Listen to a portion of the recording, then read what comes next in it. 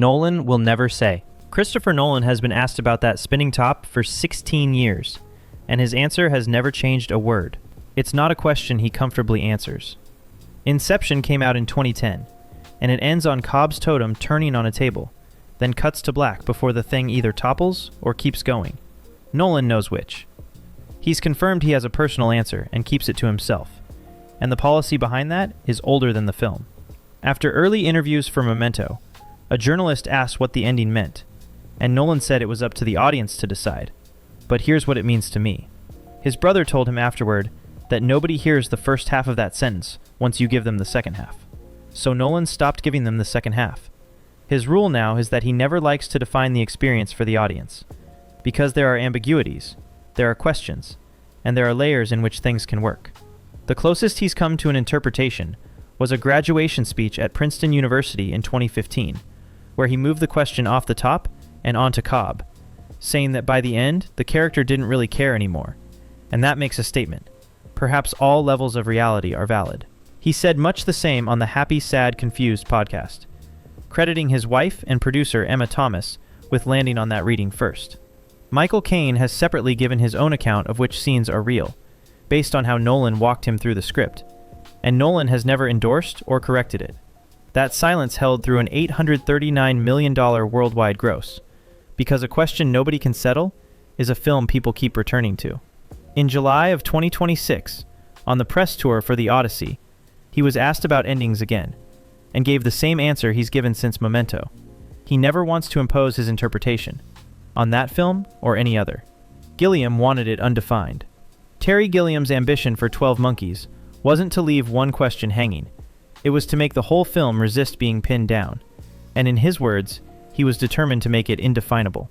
The film came out in 1995, and it never establishes whether James Cole's underground future is real, whether anything he does changes the past, or what the woman sitting beside Cole's killer on the plane at the end actually is. Gilliam's position has been consistent. He likes keeping it ambiguous, and he's said too many films package the world too neatly for us, and that the world shouldn't be packaged neatly. What makes this one strange is that his own screenwriters describe a different film. David and Janet Peoples have said they always saw the story as mind travel rather than literal time travel, and Gilliam has never adopted that reading, endorsed it, or ruled it out. The ending was fought over during production, documented in the making of film The Hamster Factor, and Gilliam won the argument for the shot of the young Cole in the airport watching his own death. Nobody has closed it. The commentary track Gilliam recorded with producer Chuck Roven doesn't resolve the mechanism. There's no director's cut, and no official word has ever chosen between the two accounts. The writers and the director have described what the movie even is in two different ways for 3 decades, and nobody involved has ever tried to settle it. Aronofsky kept his reading. Told one interpretation of The Fountain at a press event, Darren Aronofsky said it wasn't the only way to read the film, and not the way the filmmakers read it either. Then he stopped there. The picture runs 3 timelines, 500 years apart, and ends with a bald Tommy floating toward the Xibalba Nebula in a glass bubble, with nothing saying whether that timeline is literal. Warner Brothers wouldn't put a commentary on the 2006 home release, so Aronofsky recorded one himself and gave it away free on his website. A commentary is the one place a director is expected to explain himself. He opened his by saying he wants the audience to interpret the story as they see fit, then spent it declining to confirm or deny any of the film's lingering plot questions. He didn't say the reading was wrong. He said the filmmakers have a different one, and then declined to give it. Kubrick answered only halfway. Stanley Kubrick would walk an interviewer through the plot of 2001: A Space Odyssey, beat by beat, and then stop dead the moment the question turned to what any of it meant. The film came out in 1968, and ends with astronaut Dave Bowman aging in a neoclassical room and becoming the Star Child, with no dialogue at all in the final act. Kubrick drew the line himself, and he drew it in public. He'd explained the film on what he called the simplest level, meaning the literal plot, and refused to discuss the metaphysical layer, because that meaning was subjective and would differ from viewer to viewer. In this sense, he said, the film becomes anything the viewer sees in it. He described what he was after as avoiding intellectual verbalization and reaching the viewer's subconscious. Press him on the monolith, and he'd answer about technique rather than meaning, saying, all you can do is try to represent it in an artistic manner that will convey something of its quality. Here's the strange part. Kubrick also said he wasn't deliberately striving for ambiguity, that it was an unavoidable result of making a largely non-verbal film, while admitting the ambiguity turned out to be an invaluable asset, and the answers existed in written form the whole time. Arthur C. Clarke wrote his novel alongside the production, and it explains the monolith builders, the Jupiter transit, the transformation, all of it. Kubrick never once endorsed the book as the film's answer. He went further than that. Before the public ever saw it, after an early screening for MGM executives, he cut a 10-minute documentary prologue of scientists discussing extraterrestrial life, the most explanatory footage in the picture. Then, after the New York premiere, he cut roughly 19 minutes more. He was willing to spend money taking explanation out of a film that had already screened. The novel that answers everything was written in the same building at the same time, and Kubrick spent the next 31 years declining to say whether it counted. Licensees were told no. Before The Phantom Menace, Lucasfilm was actively discouraging its own licensed writers from exploring Yoda's species, and the company wouldn't even confirm that a species existed. Yoda showed up in The Empire Strikes Back in 1908, and has never been given a species name, a homeworld, or an origin in any film since. George Lucas's account is that he never really figured out where Yoda came from, or what his species is called, and that it doesn't even have a name. His reason is that Yoda is a mystery character and a magical character, with no background, who comes and goes. So the instruction went out to the licensing arm. Keep the history, the name, the origin, and the location unknown, and steer the tie-in writers away. Ask Lucas directly what Yoda is, and you get a joke. He's a frog is one answer. The illegitimate child of Kermit the Frog and Miss Piggy is another. That instruction is what separates this from every other silence here, because it wasn't one man declining a question. It was a studio telling the people it paid to fill in gaps to leave this one empty. And it held. Yaddle turned up in The Phantom Menace in 1999. Grogu arrived in The Mandalorian in 2019. And 4 decades and 3 on-screen members later, the closest thing to an official answer is still a joke about Kermit the Frog. By the way, if you're enjoying this, I make videos like this constantly, and a subscribe would genuinely help. Thanks. The cause never mattered. Alfonso Cuarón built an entire film around global infertility and then refused to name a cause, because the moment you name one, the story becomes a search for the cure. Children of Men arrived in 2006, set in 2027, 18 years after the last human birth, and it never once states why women stopped conceiving. Cuarón's logic was structural. An overt cause would drag the whole picture toward fixing that cause, when the picture he wanted was about protecting Key, the one pregnant woman left. His broader statement goes further. He didn't want to give any answers. He wanted to force the audience to explore what they think is really happening in our world right now, bringing out the social responsibility and the individual's responsibility both. P.D. James's source novel from 1992 speculates about the cause far more than the film does, and Cuarón kept none of it. The script passed through several credited writers, and the no-cause rule survived all of them. 20 years of interviews, retrospectives, and anniversary screenings have not produced a Cuarón statement naming a cause. Not one. Most dystopias spend their first act explaining themselves, and this one hands that job to whoever's watching, which is why it reads differently in every decade it survives into. The film's only real word on the disaster is a character shrugging that nobody ever worked it out. Dialogue written to close the question, rather than answer it. Johnson buried the rulebook.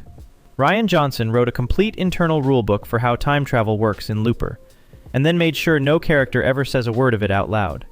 In the diner scene, Bruce Willis's old Joe shuts it down, saying he doesn't want to talk about time travel because they'll be there all day making diagrams with straws. The rulebook exists. Johnson came up with a whole system for how all of it works, and then a big part of the writing process was not explaining most of that system, just letting the rules play out on screen. He said the diner line was written to express where the audience's head was, and his own. The one thing that movie ever says about how time travel works is a character telling you it doesn't matter, written by the man who spent months building the rules. The absence was the point. Alex Garland's reason for not explaining Annihilation is that the explanation would destroy the exact thing he built the film to hold, which is the absence of an argument. The 2018 film ends with Lena and the Kane duplicate embracing, both of them with shimmering eyes, and the movie says nothing about which of the two is human. Garland has been direct about the mechanism of his own silence. What interested him was that absence, and talking about the film's themes would dismantle it. So he's never sanctioned a definitive reading, and by the time the press tour was running, interviewers were opening their questions by saying up front that they weren't asking him to explain the ending. Everyone already knew. The film comes from Jeff Vandermeer's 2014 novel, which ends differently, and Garland wrote from the memory of a single read, rather than adapting it scene by scene, so the book isn't a key either. And the version that reached theaters survived a bad test screening only because producer Scott Rudin held final cut and refused the studio's notes, which means the ending Garland won't explain is an ending somebody else had to protect for him. Scott never subtitled it. There is a conversation between David and the engineer in Prometheus that Ridley Scott filmed and has never released with subtitles in any version of the movie. In the 2012 film, the android walks up to a newly woken engineer and addresses him in a reconstructed Proto-Indo-European language. The film gives you nothing. What the engineer does next triggers the entire third act, so the pivot of the picture plays in a language the audience can't parse. Dr. Anil Biltu, the film's credited linguistics consultant, later gave out the on-screen line. "This man is here because he doesn't want to die. He believes you can give him more life." Biltu confirmed a longer exchange had been written and filmed, then stopped talking about it, citing Scott's standing instruction that the engineer language never be subtitled. The footage itself did eventually turn up, in a 2-minute deleted scene on the 2012 Blu-ray, and the rule held there too. It plays untranslated. Scott also turned down a director's cut when the studio offered him one, saying the theatrical version already is his cut. He's given long interviews about the engineers, the black liquid, and David's motives across Prometheus and Alien Covenant, and never once given the translation. He's the one director here whose answer exists as finished footage, which makes this a subtitling decision rather than an artistic one. The only words anyone has from that scene came from the film's linguist rather than the studio, and he stopped talking before he got to the rest of it. The backstory got cut. Early drafts of Cube contained an entire world outside the cube. Who built it, who ran it, why any of the 6 people inside had been selected, and Vincenzo Natali stripped every bit of it out, the last piece in the editing room. What's left, from 1997, is 6 strangers in a lethal geometric maze with no builders, no purpose, and no selection criteria anywhere on screen. The only gesture toward an explanation is one character speculating that nobody in particular is responsible, and the film neither confirms that nor develops it. The answers existed. He cut them. 2 follow-ups made without Natali, Cube 2, Hypercube in 2002, and Cube 0 in 2004, both attempted origin material, and neither was well received. 2 sequels tried to explain the cube, and the version people are still talking about nearly 30 years later is the one where nobody knows anything. Cronenberg never left the game. Existenz ends with 2 players pointing guns at a third, who asks them to tell the truth. Are we still in the game? And the 1999 film cuts before anybody answers. David Cronenberg's position on the outermost layer is that he can't confirm it either. Asked whether the final level really is the final level, he agreed that, of course we don't know if that's really the last level. The structure backs him up. The game called Existenz turns out to be a scenario running inside a second game called Transcendence, and nothing establishes that the second one is the floor.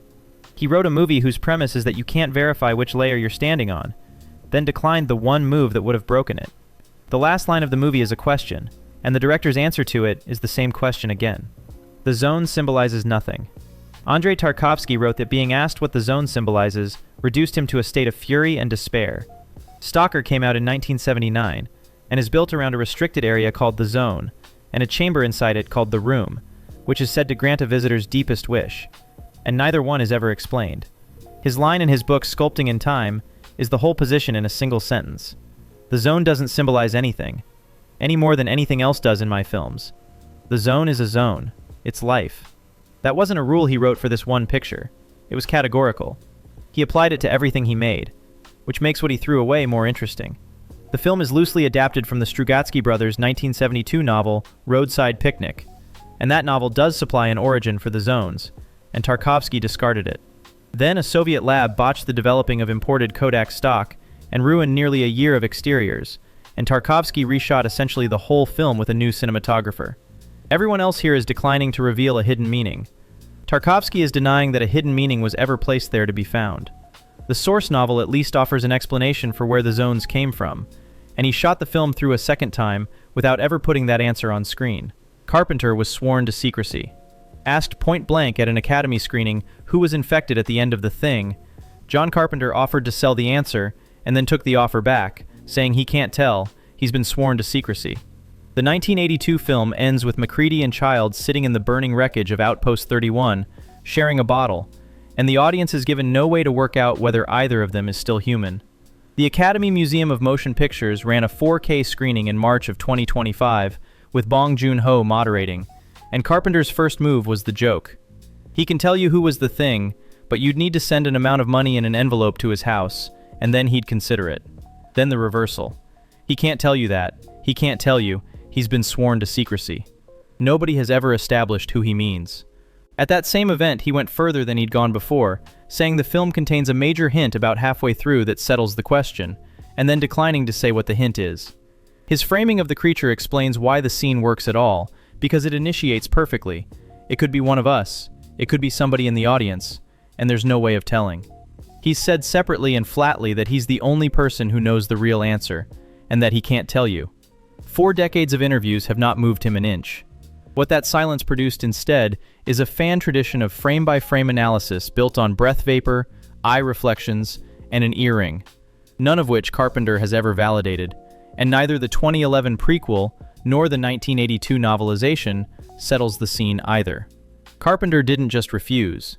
He told a room full of people the answer is already on screen, halfway through, and then let them go home and look for it. If this was your kind of thing, subscribe so you catch every upload. Thanks for watching.